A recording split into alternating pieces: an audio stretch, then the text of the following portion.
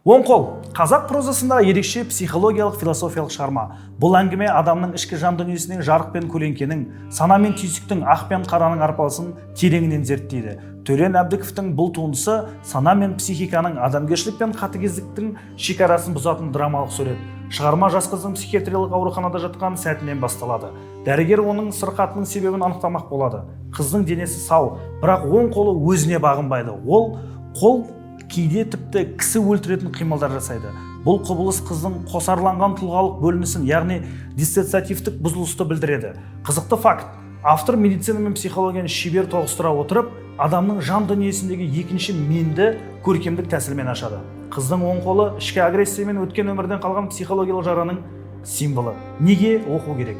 Бұл шығарма адам психикасының терең қабаттарын көркем тілмен жеткізеді. Әңгіме тек бір қыздың ауруы туралы емес, қоғамның, отбасылық тәрбиенің, қатыгездіктің, үнсіздік пен жалғыздықтың салдары туралы. Оң қол заманауи психологиямен үндесетін терең дүние. Қосымша не үйренесіз? Психологиялық бұзылыстар мен олардың себептері, адам санасы мен түйсік арасында күрделі байланыс, қоғам мен отбасында түсіністік пен мейірімнің маңызы, жауапкершілік пен кешірім секілді моральдық категориялар. Қазіргі қоғаммен байланысы қандай бұл кітапта? Бүгінде жастар арасында психологиялық күйзеліс, жалғыздық, агрессия секілді мәселелер жиі кездеседі.